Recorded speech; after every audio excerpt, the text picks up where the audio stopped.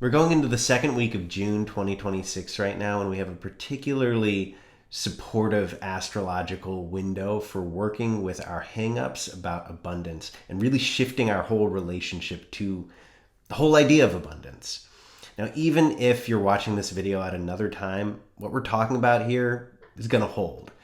It's basically, you can think about what we're experiencing right now as like particularly good weather if you wanted to go gardening. It's like not too hot, not too cold, not raining and muddy. It's like really a good day for gardening. This is really a good day, really a good week for going into what is it that's standing in your way when it comes to manifesting the life you say you want to manifest. And I want to talk more about the idea of expressing the life that you are meant to express than manifesting the life, because when we talk about manifestation, it's a very ego-driven thing most of the time. It's mainly framed around us trying to get what we think we want and then putting a whole thing together with our minds. And there's a lot of good stuff out there on manifestation, so I don't want to get negative about it. But I am more of the frame of mind that when we take the things that are blocking us and gunking us up our psyche, when we take those things away, what we are left with is an essentially true and coherent guiding vibration from within that already knows what we want and already knows the perfect path to get us there. When we come from that place, the life that builds itself through us is truly magical. And it's really coming to a place of surrendering to something greater and getting yourself out of the way so that something that is a lot smarter than you and a lot more powerful and has a lot more goodwill than your ego ever can do the job instead. So right now what we've got is a conjunction of Venus and Jupiter. And Venus is the planet of everything we love and like. And that can be good relationships, our friends, our family, our lovers, our pets, and also money. Because, hey, we value money, don't we? Now, Jupiter is the planet of opportunity, expansion, growth, possibility. So when you do the equation, right, when you do the math of Venus plus Jupiter, it's not hard to see that this is a pretty shiny energy. Lifestyles of the rich and famous. It is truly that kind of energy, sort of Scrooge McDuck swimming in his pool of gold if you're a millennial.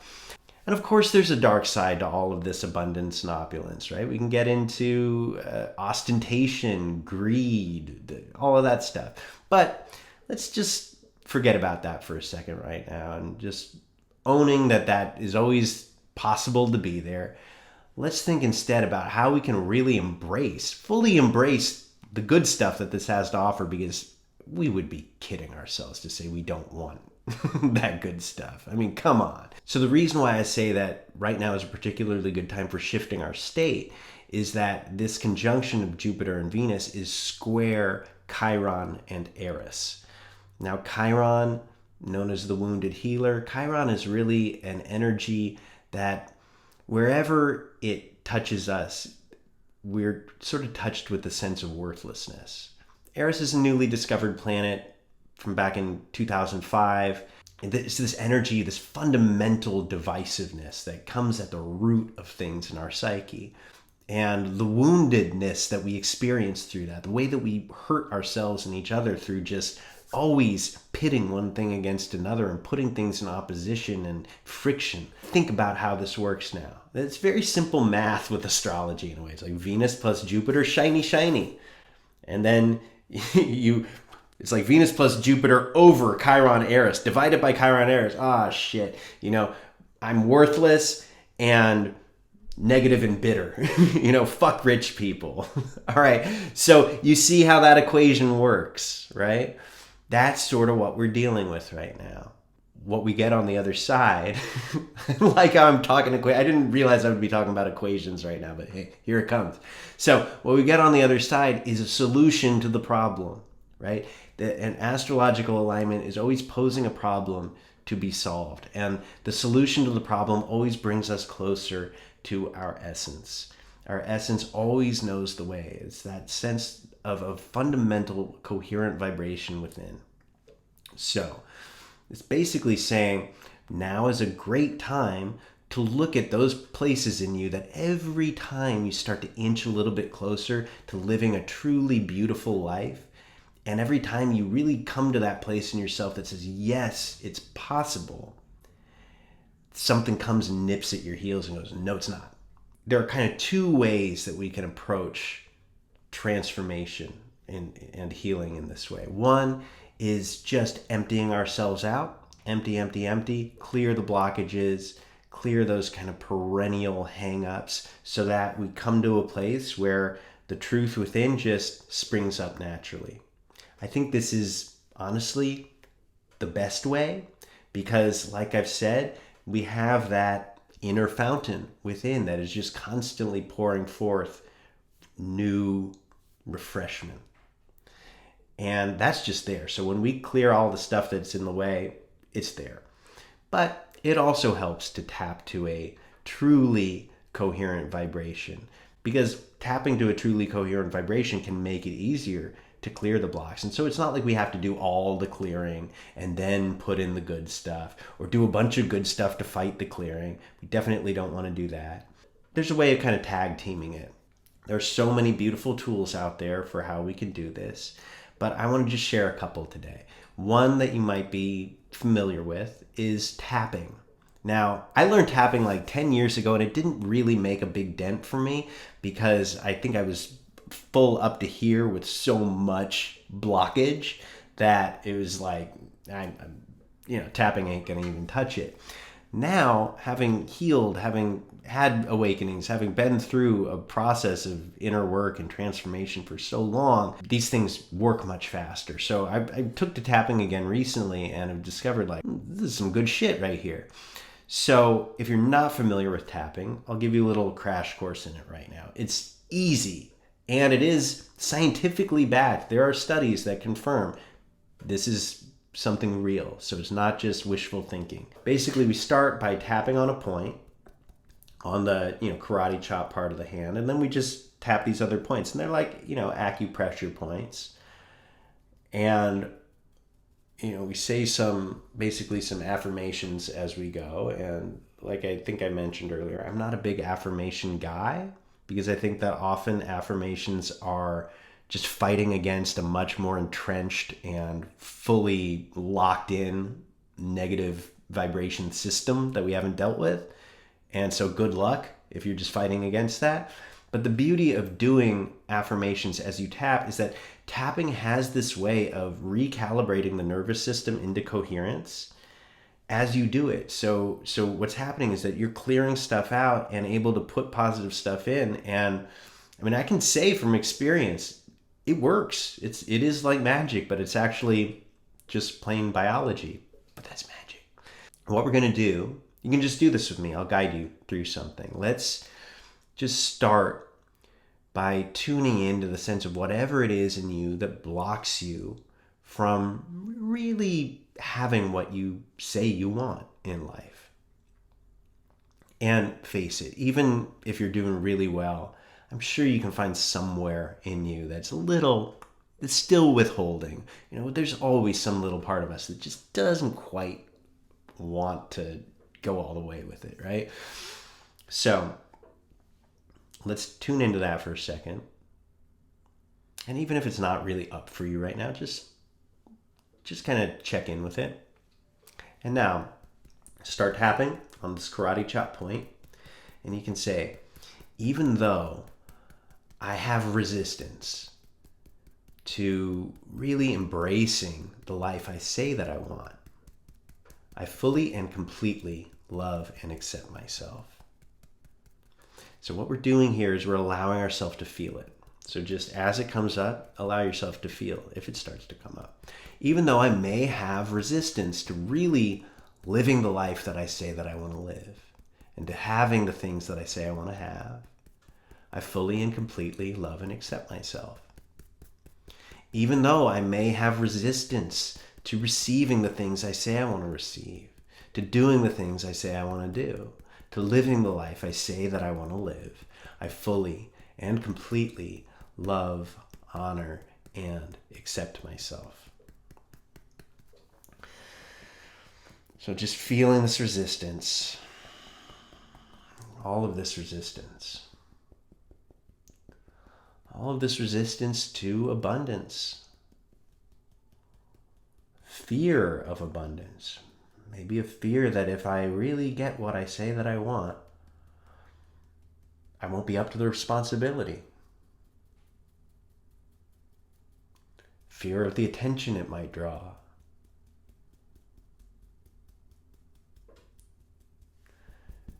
Fear that I'm not really worthy.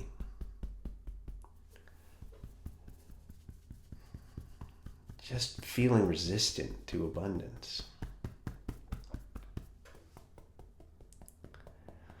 Even though I may argue back, no, I'm not resistant to abundance. I'm open to the possibility that maybe some part of me is resisting it. I'm open to seeing where that resistance might lie. I'm open to recognizing that maybe every step that I take toward abundance, I somehow, somewhere, take another step backward. I'm willing to see all of the blocks that I've placed in my own path to receiving the things that I say that I want to receive.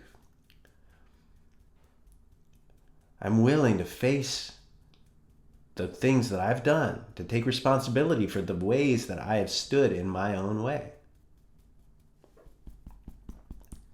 I'm willing to give up resentments toward other people for what they have that I might feel jealous of. I'm willing to consider the fact that I might not be doing everything I could be doing right now to step into the life I say that I want to have. So just feeling this resistance. Anywhere there might be resistance to abundance. Anywhere I might be holding back. Any resentment. Any jealousy. Any greed.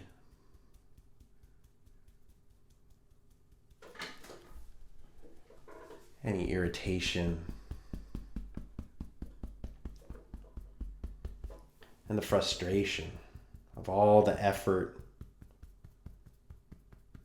and all the times it doesn't come. And I am willing to be open to receiving. I am willing to do the things that might feel scary to me now. I'm willing to put myself out there. I'm willing to take the responsibility. I'm willing to be open to receive in ways that I didn't expect I might receive. However it wants to come, I'm willing to receive it. However it wants to come, I'm willing to receive. I'm willing to take the necessary steps and follow through.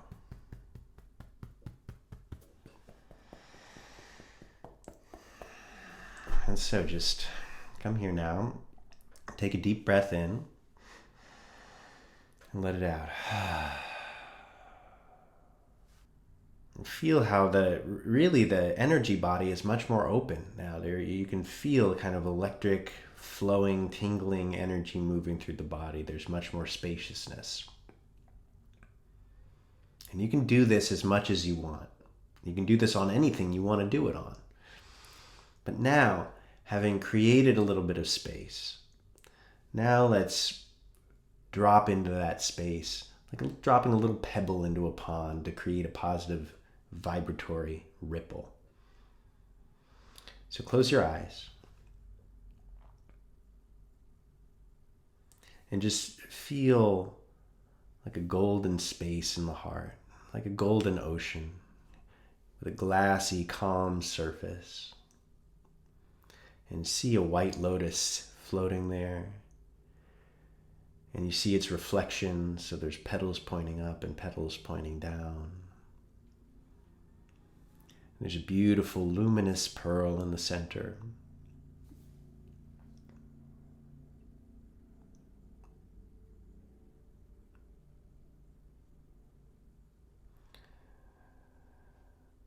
And you see a beautiful gold and white light emanating out from the center of this pearl,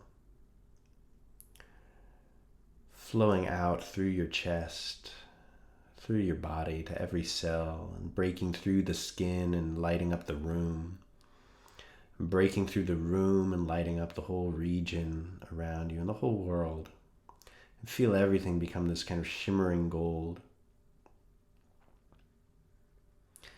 And just, you can either listen to this or chant along with me.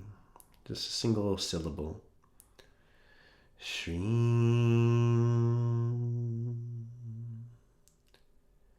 Shreem.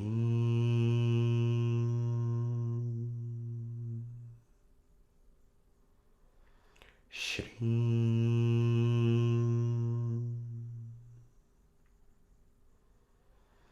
Shreem.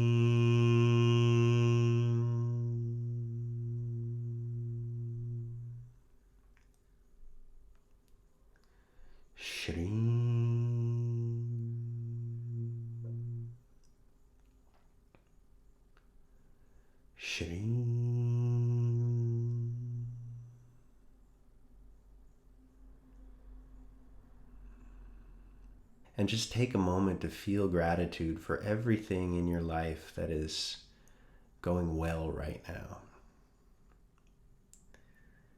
And even if you're really having a hard time right now, you can even feel gratitude for just a single moment where you might have found peace.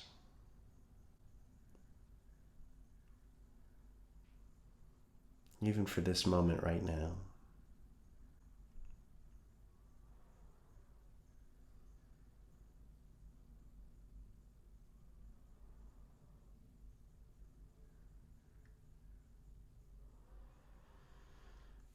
So come on back. When we come to this place where we have cleared out whatever it is that's standing in the way, and we've come into that more coherent space, really met that vibration that has that more pure will within us, it invites us into a place where we can be in the center of a flow of give and take, because this is really how the cosmos works. This is how energy exchanges in the world. It is the flow of give and take. So as you give, so you receive. As you receive, so you give. It's always about a balance, and it's about a balance in motion. So this is beautifully symbolized by Mahalakshmi, the face of the Divine Mother in her beautiful, abundant, graceful aspect. And she's often shown holding her hands like this, one giving, one receiving. And that's prasida, prasida. And so if you listen to this mantra, which I have a recording of on this station, so you can link to it here. Just listen to this, okay? Om Shreem Reem Shreem Kamale Kamalale Prasida Prasida Shreem Reem Shreem Om Mahalakshmi Namaha.